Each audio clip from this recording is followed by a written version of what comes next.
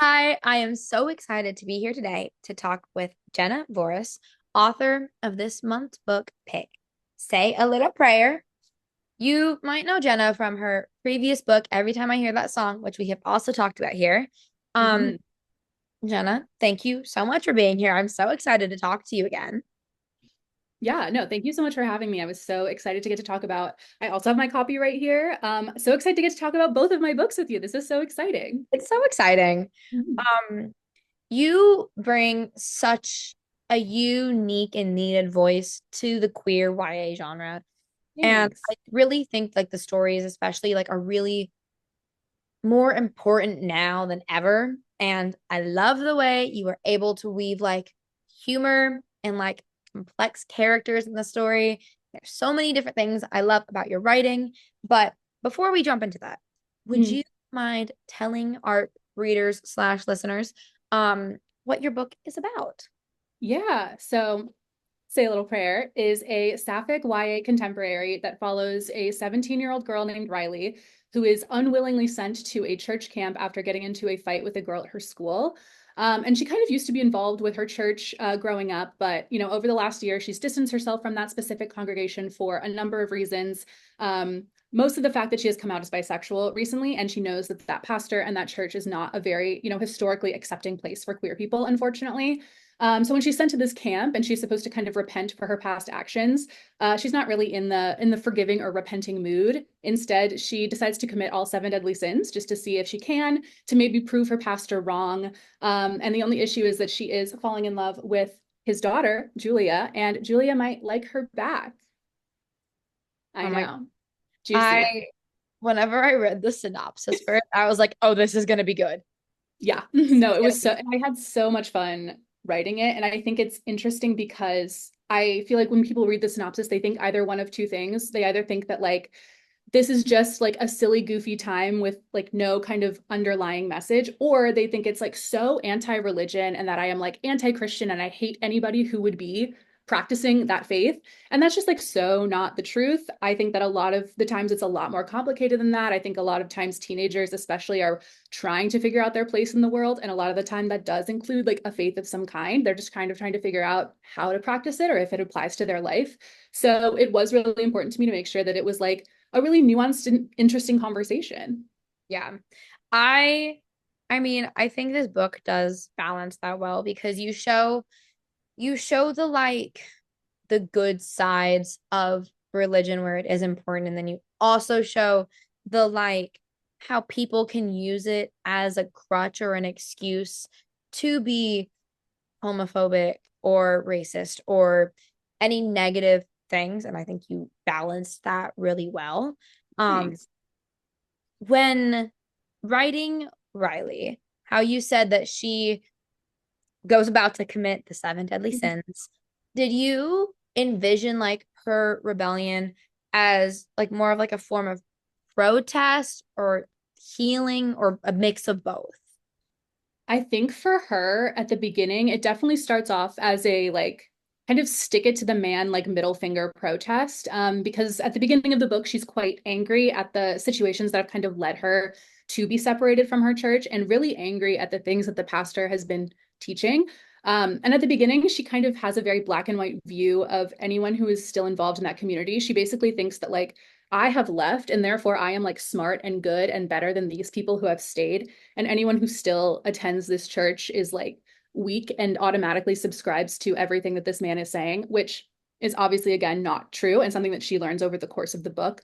But I think at the beginning it's very much a protest. It's very much wanting to take this guy down. And that was also one of the really fun things about her is that her voice was so clear to me from the beginning. It's like very strong and very angry and like she thinks that she's right. And I think that's so much fun to write a character who's like, well, it doesn't really matter because I'm correct. And like I Yeah. also think that I'm right all of the time. And obviously that's not true, but like it is something that she needs to learn throughout the course of the book. Um, but yeah, I think over the course of her specific character arc, it does turn into something that's a bit more reflective and healing, especially when it comes to terms with her relationship with the other girls. Yeah. I mean, I think like what was so fascinating to me was her relationship with the other girls, with Delaney and Torres and all of them, because she does start off in the book, whenever she goes to the cabin, she does start off being more judgmental and like distancing herself from them. And then she realizes that they might not really believe what the pastor is preaching, and that they have their own beliefs, and they are like, I love her relationship with Delaney. Mm-hmm. I love that relationship. So cool. And I also grew up going to like a Midwest church camp. And one of the things that I remember the most about that experience, even though I'm not like really religious anymore, is the people that I met there and like the really fun times that we had. And the fact that there are people that I met who like we haven't seen each other in years, and like some of them do still practice religion, some of them don't. But like I could pick up the phone and call some of them and we could still chat and it would still be so fun. And I think that like having someone for Riley like Delaney, who is like a bit older than her, who also Delaney I think has the added context of like not necessarily attending the church in the book, every single week. She kind of joins for these retreats because she wants to hang out with her friends, and she has this added perspective of going to another church in another town that is a lot more accepting and a lot more fun, and a place where that she genuinely enjoys going to and like finds a lot of joy in being with that community. And so she brings that perspective into this church where like a lot of the other girls are not really having that experience, and she is kind of able to like share that and just kind of exist in a place where she's like, it doesn't have to be like this, you guys. And I think that's Yeah. also why Riley really like is drawn to her as well. Yeah. I love their relationship. I I think it was because you show all the different aspects of religion and like all the different kinds of beliefs that people have. And I think Delaney's is really important because you show that it's not like God-fearing Christianity. Mm-hmm. I agree. I mean, I grew up in a private Christian school, and Mm-hmm. also not as religious as I was whenever I was younger. But I'm still really good friends with most of the people that I met through that school. Mm-hmm. And I was just like texting with one of them the other day.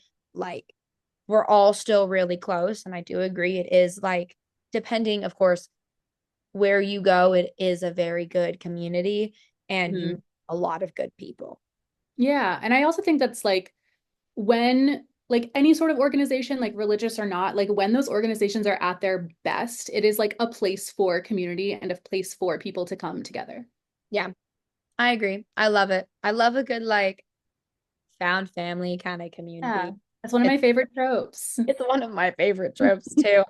Oh, love found family forever. Yeah. Um, Julia, Mhm. as the pastor's daughter, is in a very precarious situation, to put it lightly. Um, what was it like writing her character, especially in contrast to Riley? Because like Riley is so sure in who she is as a person and what she believes in and her opinions and ideals. And Julia has to kind of hide that, and Mhm. she buries it. And I feel like bouncing between writing those two characters, there is a big juxtaposition there. Yeah, I really enjoyed that. So Julia is a lesbian, and that's like talked about on the page as well. I don't think it's a spoiler, it's like part of the plot. Yeah. But Riley comes from this family where like they have left the church, but she was able to come out as bisexual to her parents and her close friends and her sister, and was treated with a lot of like love and respect, and basically them being like, of course, like we love you. This is, who you are, not a problem. And Julia, as the pastor's daughter, knows that that's not like something that's really there for her. There's this interesting conversation that they have at one point during the camp, which I really loved writing, where Julia talks about how, like, like when you're growing up, your parents always say, like, we're going to love you no matter what. And she's like, I know for a fact that, like, if I tell them that I am queer, if I tell them that I'm a lesbian, that is like one of the one things that would actually make them stop loving me. And I think that that is so sad. And I hate that is a reality, I think, for a lot of teenagers and like for a lot of people in the world. So it felt important to like have that representation on page for the fact that like this isn't everyone's situation. Not everyone is going to have the support system that Riley has, but Julia also has a support system in another way, even though it's not her family. So like coming back to found family, she Yep. still has community and people who do love her outside of her like biological family. Like she does have her brother, she has these friends from church and these friends from school, and she has people who will like surround her and uplift her as well. It just doesn't necessarily come from her parents. And I think that's, unfortunately a lot of people's situation. Yeah. I think like that's because you do kind of show like there's obviously a few different stories and like ways that people or families can deal with a child coming out. And I think having Riley's story, which is very much acceptance and like her biological family, loving her, Mm-hmm. supporting her, and uplifting her, and then having Julia's, which is her kind of hiding it, I think is really important to show the two. And Mm-hmm. I I love it at no spoilers, but the No. end part, talking about found family, the end Mm-hmm. part, I love Yeah. it. I I love love it. oh I love like a little like I love girlies coming together. I love especially also I think that camp like a camp setting is a very yeah, specific thing. I don't know if you've ever like been to like a summer camp or something, but like yeah, so I grew up going to church camps and it's not necessarily like a trauma bond, but it's like you are together with those same people in your cabin and like if it's cold and raining, you're going through that together, or if it's like so hot and there's no air conditioning, you're going through that together, or if like the food is bad, you're all like experiencing the same thing. So I feel like you get really close with the people that you are, sharing that experience with very quickly. And so I just like I love the idea of like the girlies are bonding, they're coming together, and it's like for a greater yeah. purpose. I love that. I love the like I love like sis this is like diving into found family because I will talk about Mhm. found family forever. Yeah. I love sibling found family Mhm. more than anything because Yeah. I'm a big sibling found family person in my own life because I'm an only Mhm. child. Yeah. And so I have so many older sibling friends. Mhm. I I read that in a book and I'm like, yes, yes, Yes, I I love had it. so much fun with those two. Like Riley and her sister Hannah have like this wonderful, lovely, almost like symbiotic relationship where they like really love and support each other. And then Julia and her brother Ben are like honestly the only two people who understand what it is like to be in their situation and being raised by the pastor in this way. And Ben specifically, I had a lot of fun writing. He was like one of my favorite characters to write. I I love love he him. was a Yeah, good he's like a character. fun little like artist boy who's like Yep. spending his summer in New York. And one of the reasons why I really loved writing him is that like he's such a good friend to like Riley and the other girls and such a good brother to Julia. And I think it's important also like there's a lot about girls like standing up to like these systems of power, but I also think it's really beneficial when boys are also like allies and like stand with Yep. girls and like raise their voice in a way that is like impactful too. So I like wanted to show that on page and be like, this is a really good example. And like he's just a great friend. Yeah, I love him. He very much reminded me of David from Schitt's Creek. Yeah, yes, And yes, I yes. love David from Schitt's Creek. So I Mhm. was like, oh, I love Ben. And I did. He's Yeah. a great character. Yeah, I also feel like there's sometimes a lot of misogyny baked into the church. So like even though their siblings, Julia's experience and his experience are like very, very different. So like the fact that he recognizes that and then also the reader is able to see that on page, I thought was very important. Yeah. I love their like relationship. And I love that even though they grew up in this problematic household, Mhm. they are still very close and like it didn't drive them apart. And they Yeah. kind of said they almost bonded together through that. Ugh, Hmm. I love them. I think they're Yeah, both it's so much fun. amazing characters. I love them. Thanks. Of course. Um, how you were kind of saying like trauma bond, Hmm. this story does deal with religious trauma in a very real way. What messages were you hoping to send to readers who had similar experiences to Hmm. what Julia and Riley went through? Yeah. Um, I think what was most important for me at the end of the day was for somebody, if anybody like picked up this book and it was either like the first time that they had read something like that on page, or if it was like something that really spoke to their experiences, I just wanted to know that this book was going to be like helpful or like reflect someone's experience on the page and like touch them in that way. I think it's one of the really great things that I love about books is if I am like reading something and I like come across a paragraph or a page where I'm like, oh yeah, like that's exactly what I was feeling. And I didn't know how to put it into words until somebody else did. Yeah. Like I love that. I think that's so much fun. And like that's why books are like so magical.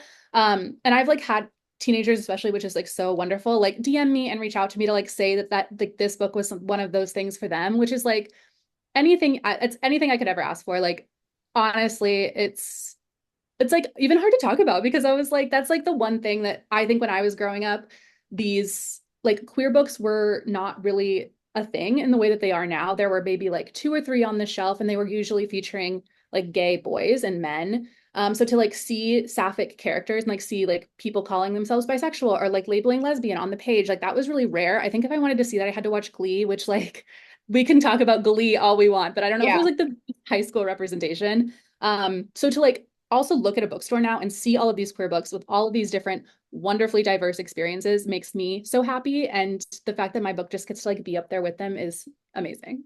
Yeah. I mean, even for me growing up, like I also didn't have, whether it's in like shows and movies or in literature, there also wasn't a ton. I feel like it's only become a thing within the past like six, seven Yeah, I feel like years. we've definitely like always been queer books and queer authors, but I think we've seen such a lovely like burst of like new voices onto the scene and Yeah. publishers like also investing in like queer books and Getting more making recognition.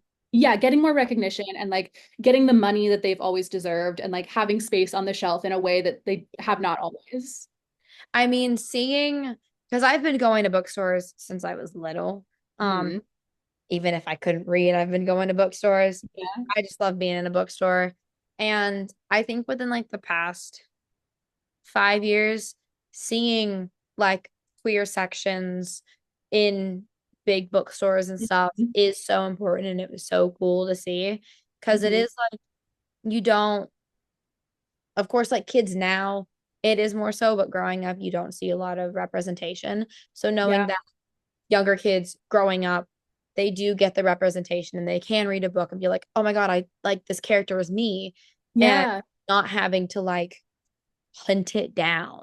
Yeah, or like read fan fiction. Like I was always in the AO3 trenches because I was like, Yeah. that's where I get the girlies kissing is it's fan fiction. And like AO there's AO3 kids yeah. are, I love AO3 kids. We're Yeah, cool. no, it's a very certain breed. I feel like you can always tell when somebody was raised in the fires of AO3. I'm like, I know you on an Yeah. inherent level. This is a But yeah, kindred, it's a kindred spirit.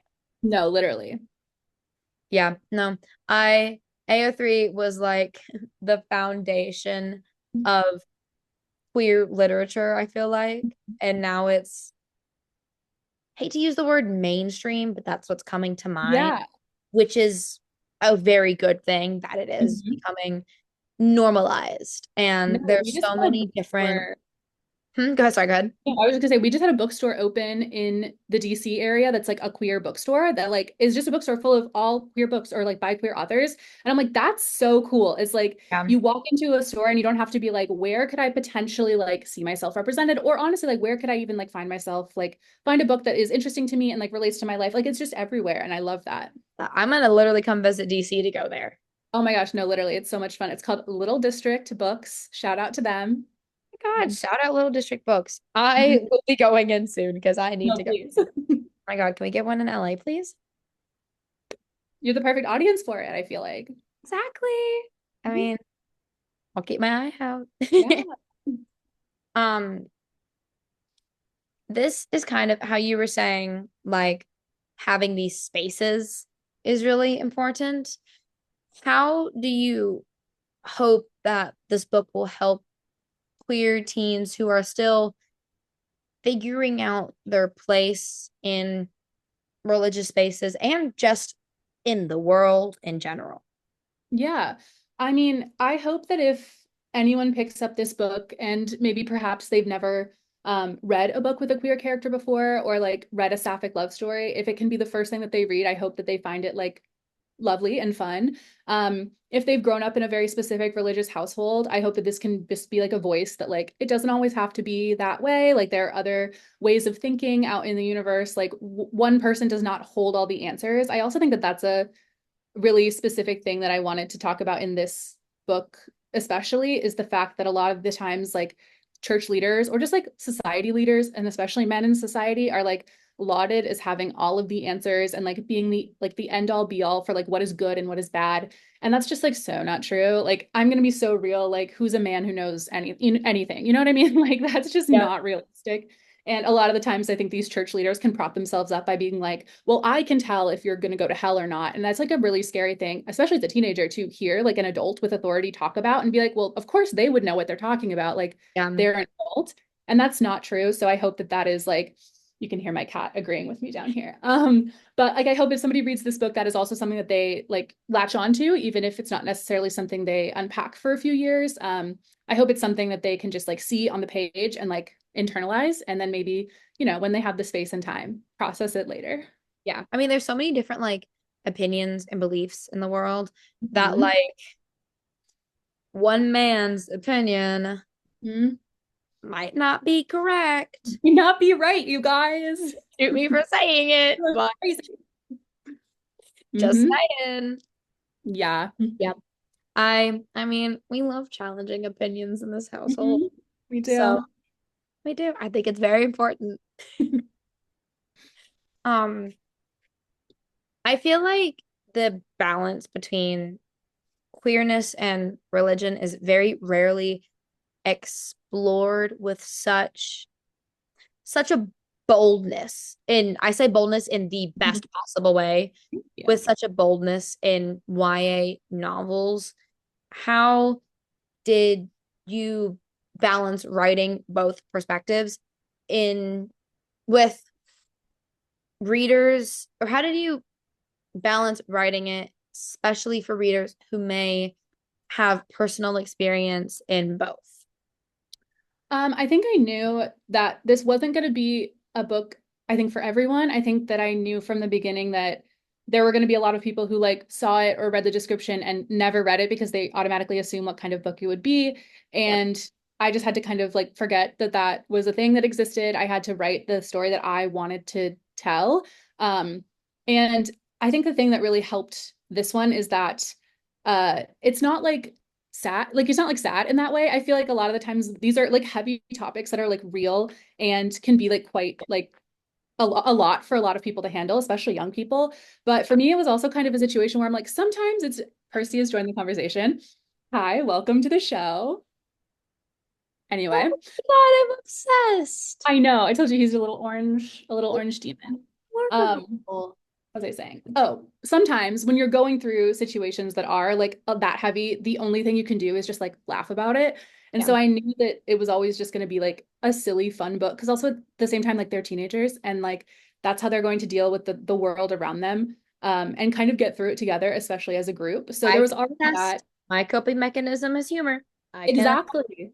Like there was already that kind of balance between, I guess, like the commentary and the message, and then also the like fun humor aspect of it. And Yeah. also at the end of the day, I like didn't want it to be like I was like preaching at people, you know, like, oh, metaphorically enough, like I didn't want it to be like, this is the message that I'm telling you. I just wanted to be like, this is the story that I want to tell. And like, whatever you get from it, like, I hope it's something good, but like, this is what it is. Yeah. I mean, I had someone tell me once because we were talking about Goodreads Mm-hmm. and reviews on Goodreads, Classic. and No Man's Land and It's a dark Goodreads. place. Mm-hmm. It's a dark place. It's none of my business. It's none of my business. I don't want to know. No. Um, and the person, I'm forgetting who said it, but it's like stuck with me. And Mm-hmm. they were saying something, and it was like, you don't cater your book to the fans or the readers, you cater your book to the story. I was like, oh, that's good. Yeah, I love that. I also think, Yep. especially for YA, people can forget like adults can read YA too. That's Yep. totally fine, like 100%. But I think a lot of people forget that YA books are primarily for teenagers. And like that's something that I always try to keep in mind. That's like, I don't necessarily care if like 40-year-old like Kathy from down the block gives me 2 stars for whatever reason, like because the main characters are too annoying. Like, okay, they're 17, calm down. Like, she's not my intended audience, and like she might be Yeah. the one who is publicly rating it on Goodreads and like tagging me in reviews. But my audience is like the teenagers who, like when I was a teenager, I wasn't necessarily writing reviews on a platform or like posting about the books that I was reading. So I like that perspective is to be like, YA is for everyone, anyone can read it, but my audience is probably not going to be online in the same way that like these book reviewers and book influencers are Yeah. online, except in like some very rare cases. Obviously, you are here, but like at the end of the day, like I am writing books for teenagers, and like that is my audience. Yeah. I mean, the message is geared towards like you might have someone who is older in like their 30s or 40s who might relate to it from whenever they were younger, but Yeah. that's the thing, from whenever they were younger. Yes. So it is like YA is technically like 13 to like 18, 18, yeah. 19, like it's in that area. And I do think anyone can read YA unless you're Oh, like I love YA. unless you're Yeah. like seven or something. Maybe not. Exactly. But like the message is for teens. And Hmm. I, once again, I'm imparting all of these messages I've been told. I was once told that middle grade is a story about kids coming home, and YA is a story about kids finding their place outside the home. I love that. No, I always think of YA as a story about teenagers learning to find their place in the world. And like, I think that's the same Yeah. sentiment. I think that's beautiful. I love that. Yeah. I don't know why I'm imparting all of these like No, messages. you're like giving me Oh, like, yeah, you're giving me like little bits of wisdom. they're not my bits of wisdom. They're just things I've been told that I'm passing on, No, the apparently. amount of times that I've been at like an event and someone's like, "What's your best piece of advice?" And I'm like, "Lee Bardugo once said," and then I like pass it off. I love Lee Bardugo. Oh no, she's great. She's amazing. I feel like that woman would have lots of wisdom. Oh my gosh, yeah. No, one of the first book events that I ever went to was like a Lee Bardugo event back in like 2019. And she was talking about like how bad her first drafts are. And I was like, well, if Lee Bardugo writes bad first drafts and her books are good, maybe everyone writes bad first drafts. And it was like a light bulb moment for me. Yep. I mean, rough drafts are just to get your thoughts out. Oh And yeah. I'm in the middle of drafting something new at the moment. yeah, It's going, but that's going. every 5 seconds. I'm like, this is the first time this has ever been written. It's fine. It doesn't have to be perfect. Yep. No, I'm such like a OCD like perfectionist Me with too. drafts, and I constantly have to remind myself like, don't edit this. This Hmm. is you just getting the story out. The rough draft is for you and Hmm. possibly a best friend guinea pig reader, Yeah. and it. No one else needs to see this. This is just you getting the story out of your brain and onto the page, and then you I can make. know. I do feel like I'm gonna I've kind of, stabbed myself in the back because I'm like, well, this draft does have to go to an editor. So it does have to be kind of readable. But Yeah, yeah. No, rough drafts are meant to be rough. That's why they're called a that rough draft. exact and that's what Lee Bardugo said. Leigh Bardugo, I trust her wisdom and her advice. Exactly. I'm like, I should listen to her more often. I will listen to anything she says. I agree with Mhm. that. I love her. Yeah. Hmm. Um, does going okay, so this actually how you mentioned editor. This is actually Hmm. a great segue Yeah, into okay. being an editor. Hmm. So does the contents in this book, Hmm. um, with editor, publisher, general population, does what's going on in the world right now, specifically for queer or marginalized communities, does that impact or motivate what you wrote? Was it difficult to get your book published because of everything that's happening? I think I was very lucky for this one specifically because I think publishing works so far in advance. I had like sold this one in like 2023 and like written it in 2023. And then it just like happened to come out, I think now, but by the time it came out and there's all of these new discussions about book banning and like LGBTQ rights and everything like that. I think I had kind of like already done everything that I needed to do. And my publisher has been very vocal, very lucky that Penguin Random House has been like very vocal about like book bans and especially like in schools and like making sure that like school districts still have access to a lot of books. So I feel very supported in that way. And I do feel like a lot of indie bookstores were really great champions of this book specifically.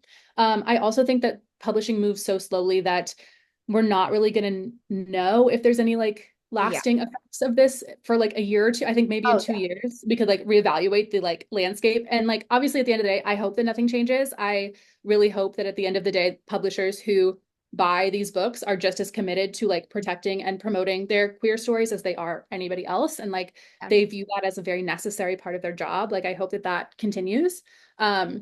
But I also like acknowledge the fact that it's probably going to be a little bit more difficult to get queer books like in rural areas or like in libraries. And I love libraries. I think they're amazing. Like Yeah. I'm always going to like support and like shout out and protect my public libraries as much as possible. So I feel like long story short, the answer is like I don't know. Like I really hope that this is something that we can like band together and get through together because like at the end of the day, it's just like so silly. Like they're books, you know what I mean? Like they're books and people should be able to read and write what they want.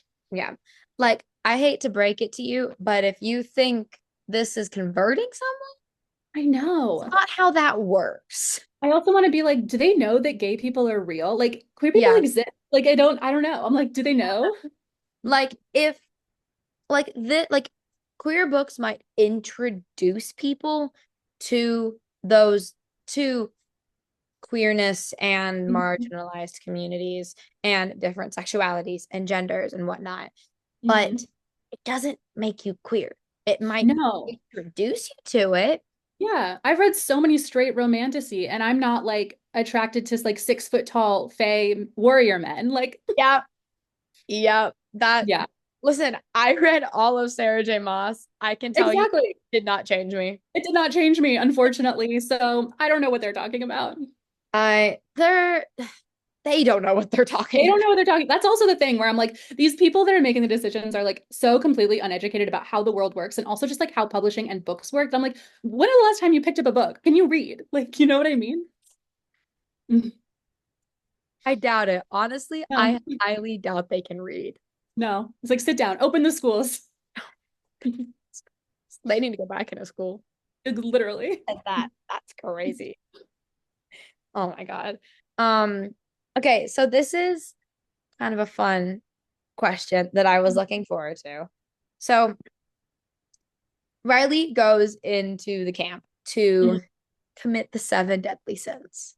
Yes. And I was wondering if you were to go into Riley's shoes, if you were to go in a camp, which deadly sin would you commit?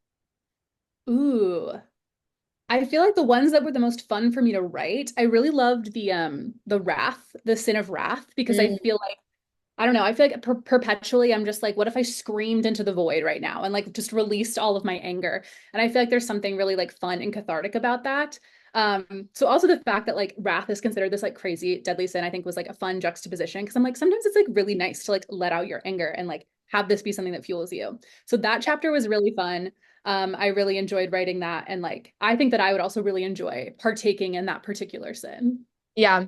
Honestly, I feel like that'd be my answer too. It's Because fun. like, Sometimes I want to break something. That's why there's like rage rooms. yep, There's I a love whole a good business. rage room. Yeah. Yeah, I agree. That honestly, that would be my answer too. I Mhm. also feel like the pride one doesn't really make sense to me. Like, Mhm. heaven forbid you're proud of your accomplishments. No. And I also think sometimes people, got a lot of TikTok comments where people would mix up the like seven deadly sins and the 10 commandments. So they thought that she was like going into camp and murdering people and like doing adultery. And I was like, that's a different book. That's funny. Different book. But also it's like interesting I, because the seven deadly sins are not like in the Bible. They're something created like by the church as like a guideline to like live a life. So I'm like, these things that she's like rebelling against are not even like if you're looking at the Bible as a text, like in the text. yeah, So everyone chill. everyone show. Yeah. Yeah, no. Go to rage rooms and be proud of your accomplishments, everyone. Exactly. And that's That's the tagline. Hmm. fine. Yeah, no, I feel like those are my two answers, probably wrath or pride, because Yeah. they don't Just really part of life. Hmm. a life. People be angry People sometimes. are angry sometimes. It's okay. It's a very normal emotion.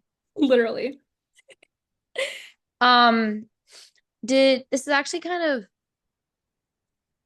I realize I've jumped a little bit because this is That's kind okay. of tied to the question before this one. That's fine. But have you received any pushback from the gen like not really publishers or anything, because you did say Light Penguin's been so great about helping uplift queer voices, but just from like the general world, have you received any pushback from or for this Oh, book? yeah. I mean, I feel like there's always like There's people in always, there's always people. And also like that's again something that I knew when I was writing it is that it really wasn't going to be for everyone. But whenever I post about it, there's always like a few people in my comment section being like, this is blasphemous, you're going to hell, whatever. And like at this point, I just like took their reviews and used it as like promotion because I was like, thank you for the words. Like yeah, it worked out for me in the end. So those are also like again, like not my audience. So I feel like I'm able to just kind of be like, that doesn't really matter at the moment. yeah, Um, it like every once in a while you're like that is like discouraging just because I'm like there are so many authors who are like not writing like anyone who's like a straight author who's like writing a straight traditionally like heterosexual couple like they're not going to get comments like that but like it's just like something that I have to deal with. yeah. I mean, I my favorite thing is whenever I so I went to Pride last year, I believe. Mhm.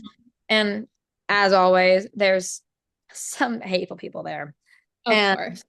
they were saying the whole it's Adam and Eve, not Adam and Steve. Hmm. And my favorite retort to that is it's Homo sapien, not hetero sapien. Literally like if they're going to be silly and pedantic I will be as So well. can I. Hmm. So can I.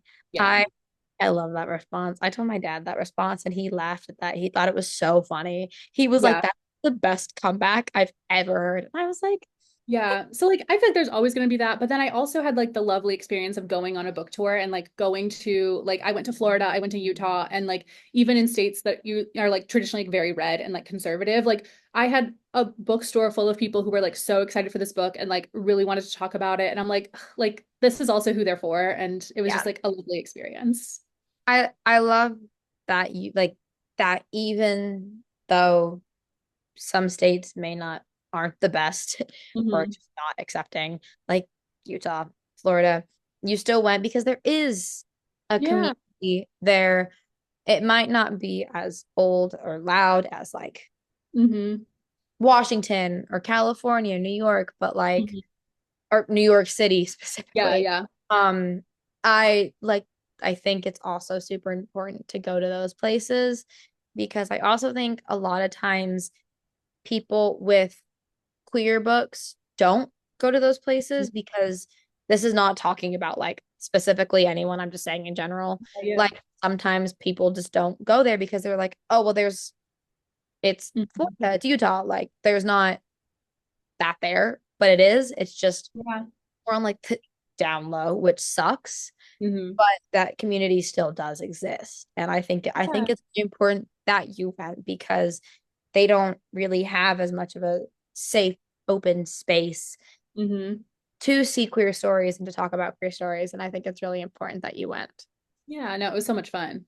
Yeah, I can imagine. I'm very excited for my book tour as well because Yeah. like I also want to go to like cities and stuff and like just getting to talk about your book with like-minded people who also love stories and queer stories is so important. I think it's going to be a lot of fun. No, you're gonna have so much fun. I have a blast because it's also one of the few times that I'm like, I think sometimes when you're writing, it's like you write the book by yourself, and then there's so much like industry side where you're going back and forth with editors that I sometimes forget that there are like readers out there, and especially like people I don't know. Mm, So like going to places where I'm like, oh, I don't really know anyone in this city, and like still having a bookstore full of people, I'm like, okay, like this is readers, and like it's some of the only time that I get to like actually meet and interact with yeah. readers in a way that I think is so fun. Yeah. I love that you get to see the people that the book is impacting. Hmm. Which is really cool. I mean, that's what I love like about because whenever you're filming like for being on like a show and stuff, whenever you're filming a show, you don't see you're just on set like you Yeah, don't see people who are watching it and then meeting the people. It's like, oh, well like so you different. love this project or this book or this film just as much as I do. And so getting to have conversations about people who care about those characters and that story so much and just as much as you do is so cool. I love that. Yeah. Um, did you draw any, because you said you went to like a summer camp, like a religious summer camp growing up. Hmm. Did you draw from any personal experiences or real life events when you were creating the story or the characters? I think just in terms of like a general vibe, none of like the specific characters are based off of anyone I knew just because I was like, I don't want them to be reading this and being like, is this play about us? Like that's not the intention. But I feel like the general vibe of church camp is very specific. I feel like at least for me specifically, there's like you're waking up in these cabins and they're playing the Veggie Tales music, and then you're like eating and doing crafts and like also doing church in like the same weird like basketball court house area. And then there's like a time like right before you leave where it's like nighttime and they're like talking about how you need to give your soul over to God and everyone's crying and they're like, it's because I feel the Lord. And you're like, no, it's because you're hungry and tired and haven't really eaten in a while. And I just feel like that experience is so specific. And again, like the girls that I was in those cabins with are like still quite close. So I feel like that overall general vibe was definitely an inspiration for the vibe of the camp and helping the setting feel a bit more real. But the events and the people are all fictional. Okay. I love whenever you read a book and you have like little snippets of like someone in there or like you add little traits. Mm-hmm.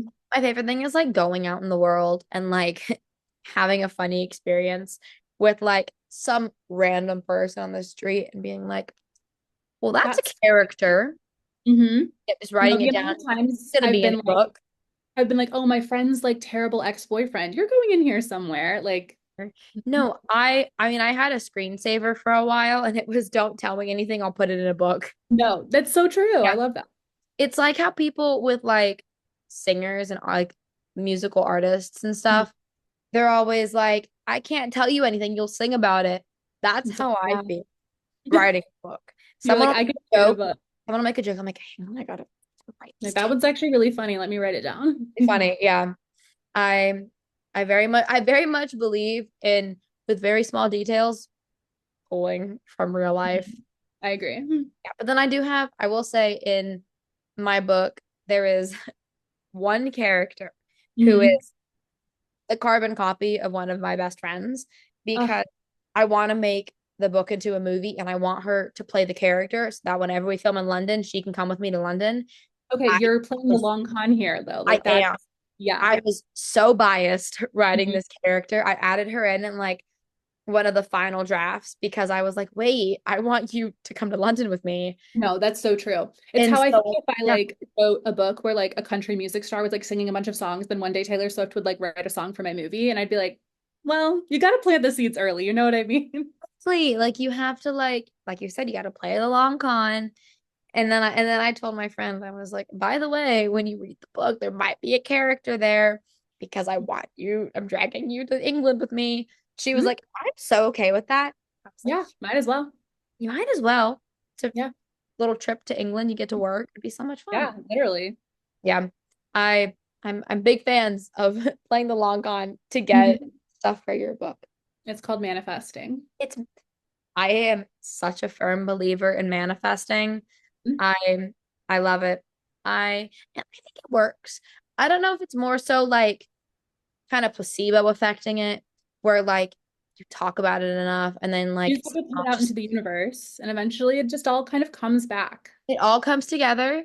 Mhm. And I mean, I I've had a lot of things where I've manifested and it come true. So We're gonna keep doing it. I'm gonna keep doing it forever. I love it. Um, are you a big music person by any chance? I am. I love for all of my books I make playlists. This is perfect then. Okay, Okay. if this actually works so well, if say a little prayer how to had a soundtrack, Mm-hmm. um, what would be the three like top songs, and what would be the anthem song for the book? Okay. I do think when I was putting this playlist together, the first two songs that I ever added to it were American Teenager by Ethel Cain and Losing My Religion Glee cast version. So I do think that those would make it in there somewhere. I think that Ethel Cain is really big on the soundtrack. I feel like she is really in Julia's mind at the moment. I feel like Julia's listening to a lot of her. Yeah, Um, I also think that something like Bleachers, because I feel like Bleachers has a lot of songs that I think I could see as like montages or like end credits. Like I think Roller Coaster is a great one, but like any sort of like Bleachers sounding song, I think it's would probably be, very Bleacher's book. Now that you say yeah, that, can so see that. Yeah, it's like there's montages, there's like it's summer, you're like running through the woods, like you're playing capture the flag, like something that just is like we're teenagers and we're having a fun time. Yeah. I love Bleachers and I love Ethel Kane. I Yes. One of my friends, he loves Ethel Kane, and so I like discovered it by osmosis because I Yeah, heard it all the time. And now I love Ethel Kane. so good. I saw her at All Things Go last year in DC at the festival, and she was amazing live too. I can only imagine. Now I need to see her live. Ooh, No, it was so big fun. oh my God. I love her. I what's the one singer that I've been listening to a lot? Gigi Perez. Oh, yeah, I have not listened to Gigi Perez yet. I've been listening to a lot of Remy Wolf. That's like a new one that's kind of infiltrated my Spotify Wrapped. Oh, I might have to look that up. Yeah. I If you listen to Gigi Perez, I highly Mhm. recommend Fable. That's Okay. a Okay. really good Well, now song. I know where to start. Perfect. Yes. And then what was the name of the one you're listening to? Oh, Remy Wolf. Remy Wolf. Hold on, I'm Mhm. gonna put that down. Don't Yeah. mind me. Okay. Um, okay. When you're talking about fan casting Mhm. early, I'm kind of in like a soundtrack, like kind of like more visual kind of stuff questions right now. Um, Sorry, my cat is in my lap. Oh my gosh. Wow. Percy, look who's joined us. Oh, she's lovely. This is Cersei. So cute. Hi. Thank you. Thank you for that. Um, Bye. So that was all I wanted. Thank you. Yeah. She jumped in my lap and I was like, hey. Um, okay. Fan casting. We Mhm. talked about this a little bit earlier. Um, Mhm. but if you could cast anyone for Riley or Julia, if the movie was adapted into a TV show, or if the book was adapted into a TV show or a movie, who Yeah. would you fan cast? Ugh, we've talked about this too because I also have the same thing that you do where I don't really picture my characters as real people. Um, I think that I think some also because I think it's really important that they're like young and teenagers. So like Julia specifically, I feel like the girl who plays Jackie in Yellow Jackets, I think is it Ella Purnell? I think if she's No. like a bit younger, I think a younger Ella Purnell I think would be perfect. I think she has that really like doe-eyed innocent look. But she also has like the grit to kind of pull it off. Yeah. So I love I Chanel so yeah, much. I really support that. And I will say, again, I mentioned this too. The TikTok commenters are big on the Raegan Revord as Riley train. Every time I post a TikTok, there's at least multiple people in the comments I mean, just saying. manifesting. Man, I will manifest this. Don't test me. I will No, manifest. literally. Oh my God. I love that. I Mhm. support TikTok commenters. Yeah, you're on the same page. You get it. We're on the same page. One brain cell. You get it. I love a good fan cast. I can always like reading other stories. I can Mhm. always like picture actors as Yeah, those actors. For my book, I never can. For no, some, it's so hard for me. it's so hard. And it's only the main character. For side Mhm. characters, I'm like, I know you guys so well. Yeah, Like, this is who would play you. Main character, I have no idea. no idea. Could not tell you. I know like blonde hair. I know what Mhm. she dresses, like I know what she wears. Her face is just like Nothing. it's like blurred, like I can't really see I feel it. like now that I have the cover, I'm just like, well, they're on the cover. That's what they look Yeah. like. This Mhm. is this is what they look like. Yeah, Yeah. I got lucky because I didn't have to put them on the cover. So that was that was yeah. a loophole. You lucked out. Mhm. I kind of yeah, I kind of did. I don't even have to worry about it now. But then if it ever gets made into a movie, then I have to worry about it then. You're also going to get fan art. And so I feel like people are going to draw probably fan art. And then you'll be like, that's what they look like. Yeah. Hey I guys, had draw this fan art. really lovely piece of fan art that this artist Erin did. So for all the girlies, so I most love that so was like, much. I that's saw what it. look I was on TikTok, right? yeah, yeah. I saw it. It's so cute. I love it. Yeah, I'm obsessed with it. But I had to give kind of like descriptions for that. And I was like, oh yeah, I guess I should figure out what these characters look like. Yeah, I just have like just a vague idea of what they look like. Yeah. Yeah. I mean, you should know some part of Mhm. what they look like and everything. Um, Earlier you mentioned this is me, this is my Mhm. bias. This is my Yeah. biased question. Mhm. Earlier you mentioned that you were working on like rough draft Mhm. for a new book.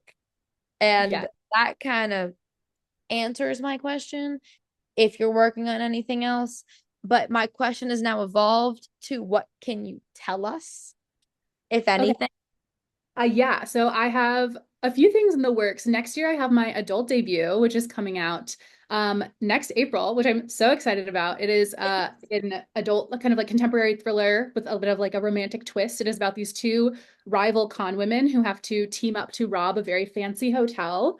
It's called The Long Con, speaking of playing the long con. And that one comes out next April. So that's I'm so good. done. That one's, on its way. Oh my And God, I have I will be reading. Thank you. And I have a few others on the way too. The one that I'm drafting right now also could potentially be coming out next year. It's not announced yet, but I'll tell you about it later. I'm really excited about it. It's also it's another sapphic kind of myth retelling, and it's in a genre that I've never written before. Oh. I know. Now I'm like thinking about your books and what genres you have. We'll talk. We'll talk later. We'll talk. Readers, you'll find out at Stay some point. tuned. Yeah. Stay tuned.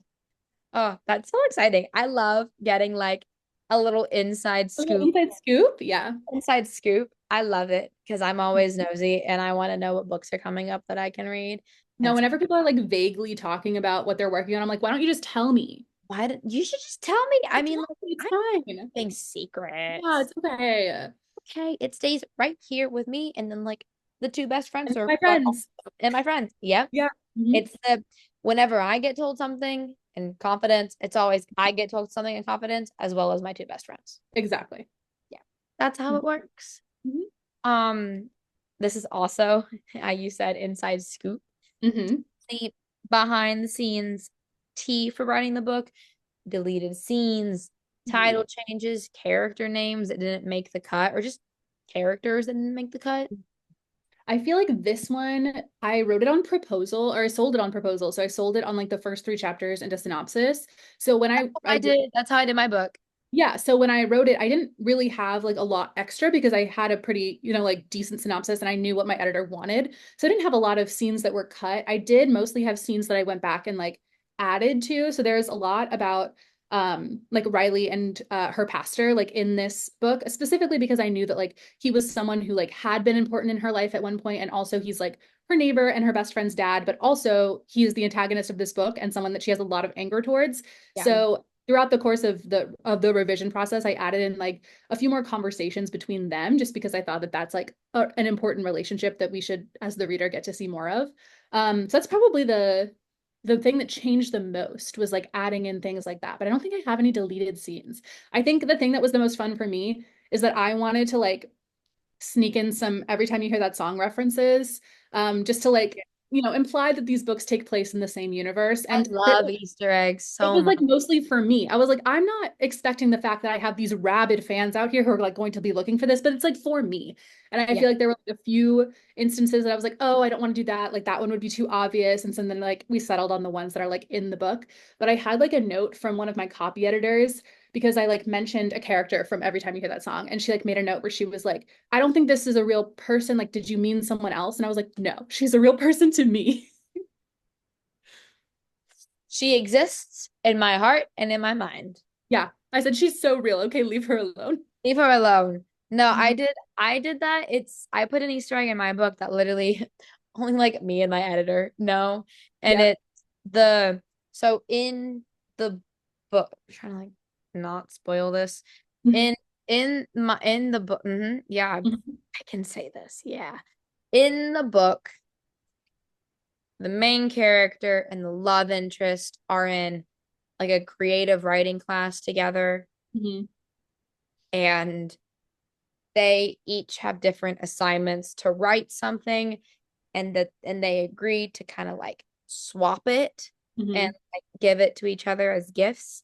And so the original title for my book was The Illusion of Us. That Mm. was my working title because fake I love date. that. Cute. Um, and so at the very end, when love interest gives main character her project, the name of the project is The Illusion of Us. Oh, I love that. And that is just for me. Just me and my editor know that. Good. Well, No, I now, love it. That's so cute. Because also now I'm like, people know that, they are but just for me. Like, they are just for me. It makes yeah, me happy. I'm having fun, so I'm putting it in there. I'm like, writing a book is hard. Let me have some fun every once in a while.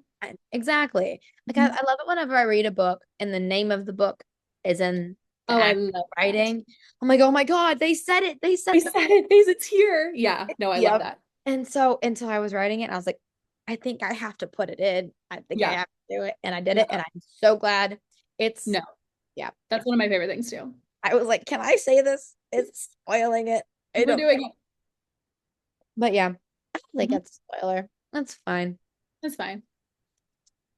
Um, what would you tell? Okay. What would you tell a teen reader who's kind of wrestling with the same questions about identity and coming out and faith as your characters are? I think, especially if it's a teen reader, I would be like, you don't have to figure it out now. Like, you're going to have a lot of time to figure out a lot of things. A lot of things are going to change. Your opinions and belief system and like the people in your life are always going to be changing. And so you don't need to have any solid answers right now, here in this moment. You just need to like do the things that make you happy and hang out with people who make you happy. And that's kind of all there is. I love that.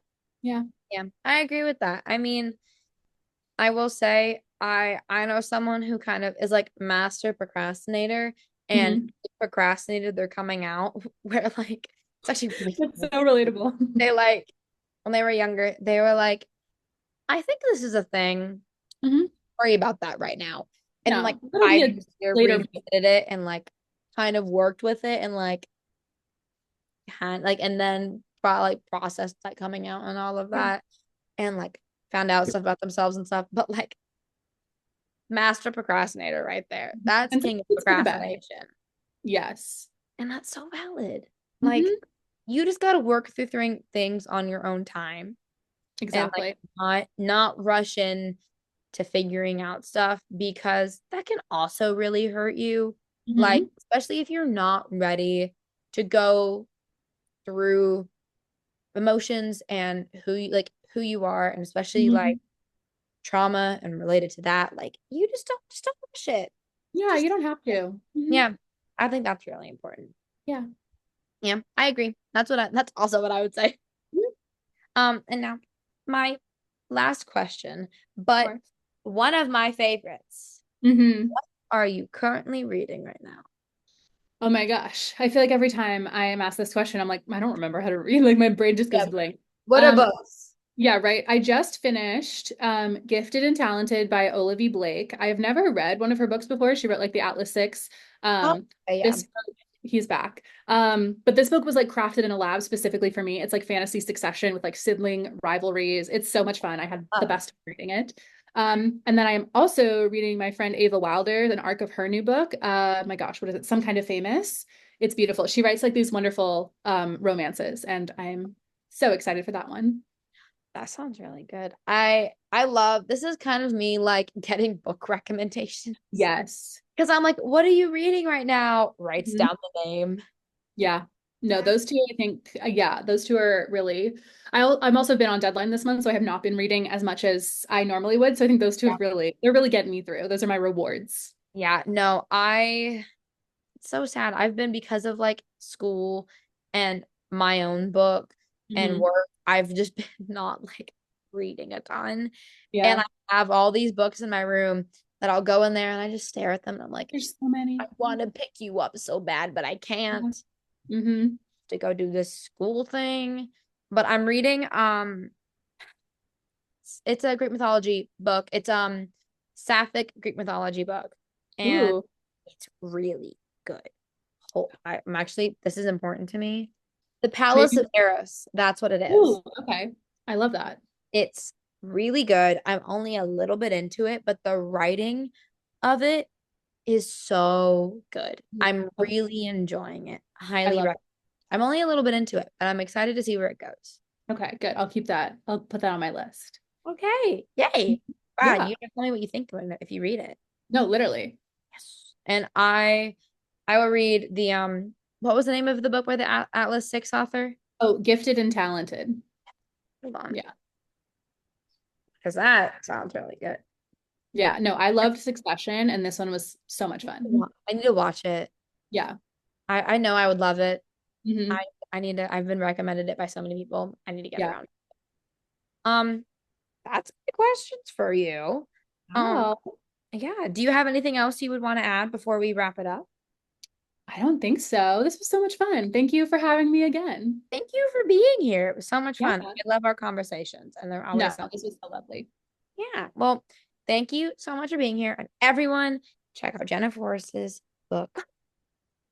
I love how we both. Here she is. I love it. Thank you so much for being here. Oh my gosh, of course. Bye. Bye.